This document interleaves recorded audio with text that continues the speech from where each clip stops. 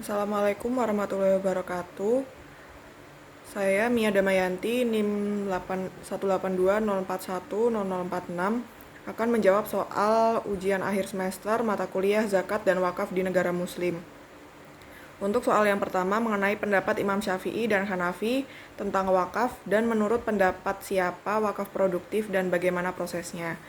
Menurut Imam Syafi'i, wakaf adalah melepaskan harta yang diwakafkan dari kepemilikan wakif, dan wakif tidak boleh melakukan apa saja terhadap harta yang diwakafkan, misalnya dengan cara menukarkan dengan barang lain, serta ketika wakif meninggal kelak, maka harta tersebut tidak boleh diwaris oleh ahli warisnya sendiri.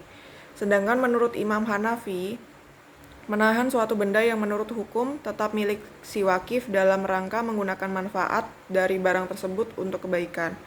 Wakaf produktif Munzir Kohar dalam pelaksanaan pembagi penggunaan wakaf menjadi yaitu secara langsung dan tidak langsung. Wakaf jenis pertama adalah wakaf yang pokok barangnya digunakan untuk mencapai tujuan, seperti masjid untuk sholat. Untuk soal kedua, mengenai banyaknya terjadi sengketa wakaf yang tidak ada bukti sertifikat wakafnya, bagaimana solusi yang harus dilakukan?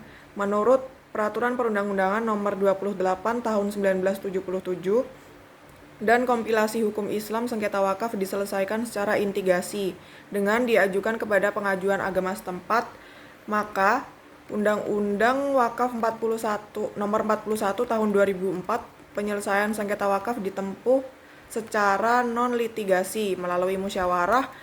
Jika tidak berhasil, ditempuh dengan cara mediasi. Jika tidak ada jalan keluar, maka ditempuh dengan membawa badan arbitrase syariah.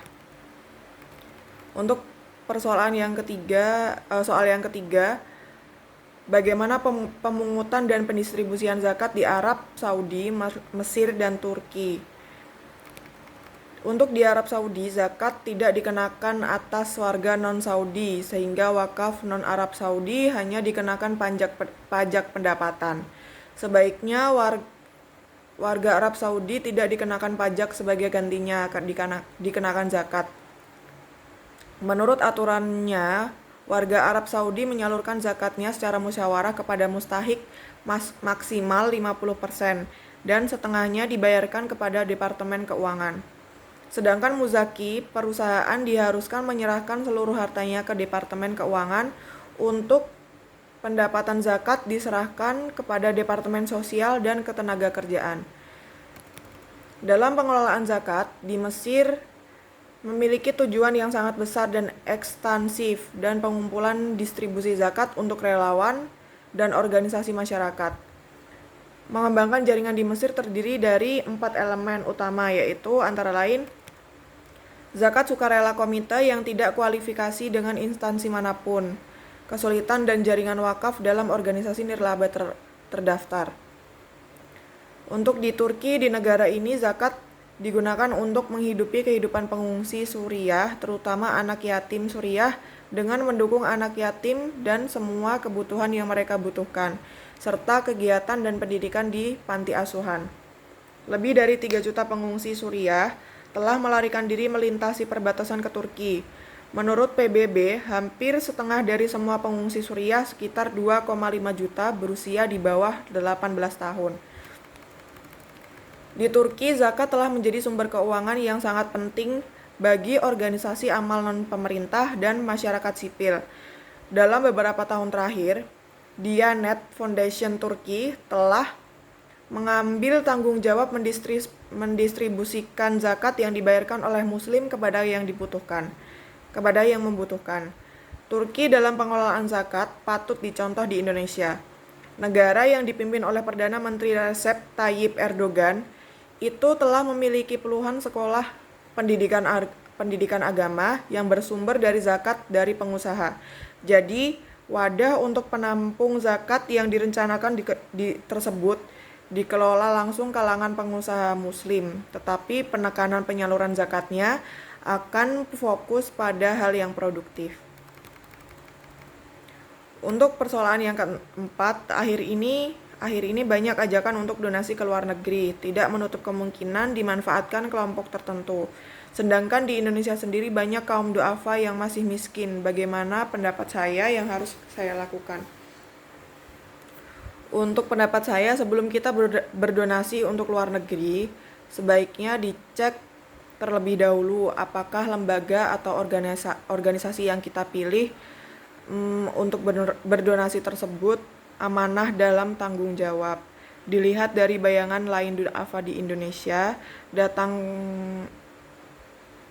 yang baiknya agar kita membantu saudara setanah air dahulu sebelum berdonasi untuk luar negeri. Untuk soal yang kelima, bagaimana kolaborasi antara zakat dan wakaf dan lembaga keuangan syariah supaya produktif dan mengentaskan kemiskinan? Bagaimana zakat dan wakaf bisa jadi pilar pengembang basis produktif perekonomian negara. Pengelolaannya bisa dilakukan dengan berbagai cara, khususnya kolaborasi baik antara lembaga keuangan sosial syariah dengan pemerintah maupun korporasi swasta. Cara paling efisiensi untuk mengoptimalkan potensi dana sosial adalah dengan kolaborasi dengan sinergi semua pihak saling melengkapi dengan sumber daya yang dimiliki. Misalnya, tanah wakaf dikolaborasikan pemanfaatannya dengan pemerintah di bidang pendidikan. Saat ini banyak tanah wakaf tidak produktif karena tidak dikelola secara profesional. Pemerintah bisa masuk untuk memproduktifkannya dengan membangun sekolah, laboratorium, atau lain sebagainya.